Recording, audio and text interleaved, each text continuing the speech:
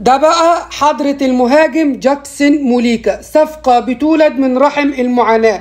النادي الأهلي تقدم بعرض رسمي بقيمة 5 مليون دولار لنادي بشكتاش التركي لضمه والحصول على خدمات جاكسون موليكا. موليكا هو اللاعب الأكثر استحواذا على اهتمام النادي الأهلي. عايز أقول لك إن موليكا من مواليد 7 أكتوبر 1998، عنده 23 سنة، من أصول كونغولية، لعب لأكتر من نادي، طوله 1.80 متر، بيلعب في مركز المهاجم الصريح. قيمته التسويقية على ترانسفير ماركت 5 مليون دولار.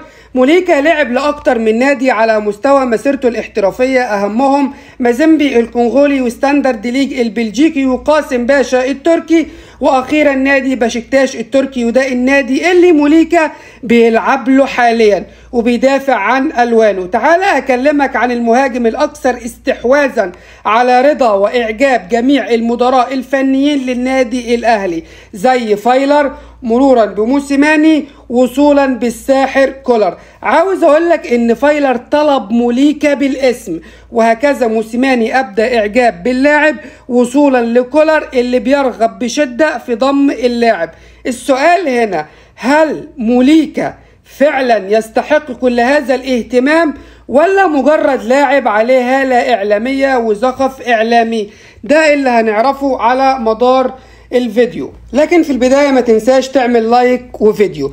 تعالى كده نفتح مع بعض بروفايل اللاعب ونعرف كل حاجة عن اللاعب. هنعرف عنه أرقامه، مهاراته، مميزاته، عيوبه، أحسن حاجة بيقدمها اللاعب وأسوأ حاجة عند اللاعب. عايز أقول لك إن موليكا بدأ مشواره في الملاعب في موسم 2018 و2019 لنادي مازيمبي الكونغولي، شارك معاهم في 30 مباراة، سجل 15 هدف وصنع 4 أهداف في معدل دقائق لعب وصل ل 3555 دقيقة. مش بس كده، عايز اقول لك ان هو اخذ هداف دوري ابطال افريقيا نسخة 2020، وهي النسخة رقم 9 للنادي الاهلي للي يفتكر، عشان يجيله عرض في الدوري البلجيكي من بوابة نادي اسمه ستاندرد ليج البلجيكي، وده كان اول احتكاك اوروبي للاعب. عايز اقول لك ان هو شارك معاهم في 54 مباراة، سجل 15 هدف وصنع 5 أهداف. مش بس كده، ده بينتقل إلى الدوري التركي من بوابة فريق اسمه قاسم باشا، يشارك معاهم في 14 مباراة، يسجل 12 هدف ويصنع 4 أهداف. انفجر جدا جدا وبشكل مرعب مع نادي قاسم باشا، عشان يجيله عرض آخر في الدوري التركي من بوابة نادي بشكتاش التركي، وده الفريق اللي بيلعب فيه اللاعب حاليا. عايز اقول لك ان هو بيشارك في 29 مباراة، بيسجل 5 أهداف وبيصنع 3 أهداف في أقل موسم توهج وتألق للاعب. بشكل عام وبشكل رسمي اللاعب لعب 124 مباراة، سجل 48 هدف وصنع 14، وده على حسب الترانسفير ماركت.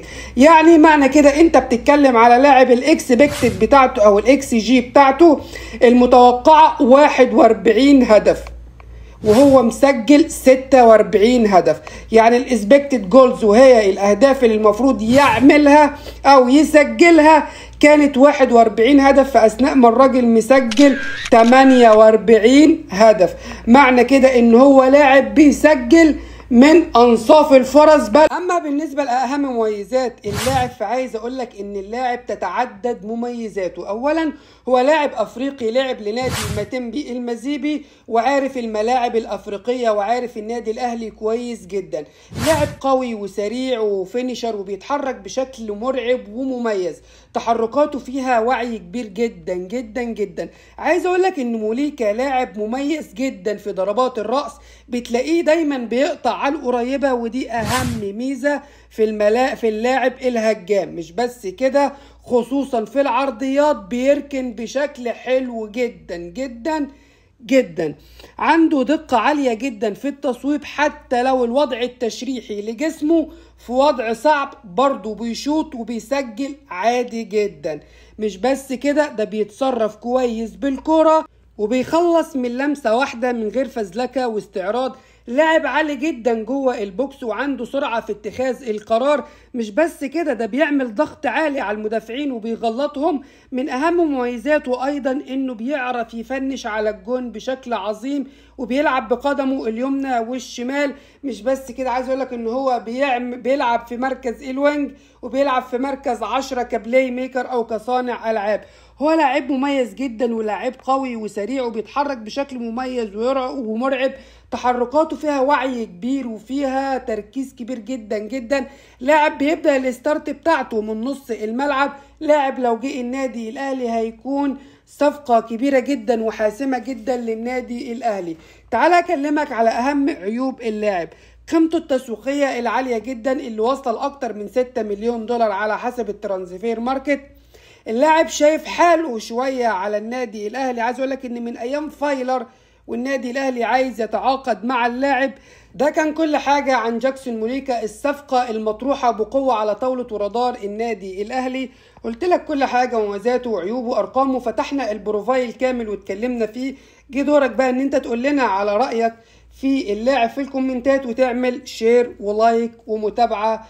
واشوفك في فيديو تاني على خير ان شاء الله.